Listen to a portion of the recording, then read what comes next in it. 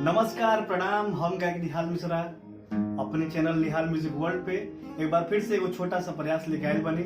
साथ में हमारे बड़ भैया सोनल भारद्वाज जी और गिटार पे हमारे साथ संगत कर रहे हैं जॉर्ज विंसेंट जी। एक बार एगो होली के छोटा सा नमूना लेके आयल बने आप लोग बीच। अगर अच्छा लगे तो आप लोग शेयर कीजिएगा और सपोर्ट भी कीजिएगा मुझे, और मेरे चैनल को सब्सक्राइब भी कर दीजिएगा। आई सुनल जा।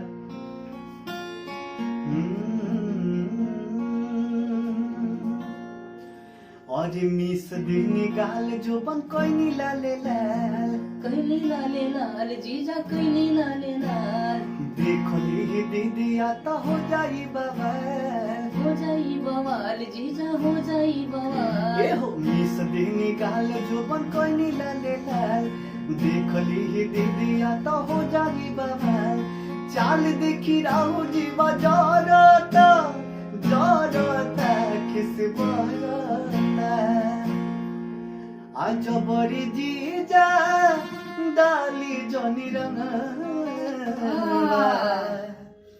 अमर लहंगा लस करता आज बड़ी जीजा डाली जनी रंगा मुलहंगा लस करता एगो जीजा डाली जनी रंगा मुलहंगा लस करता।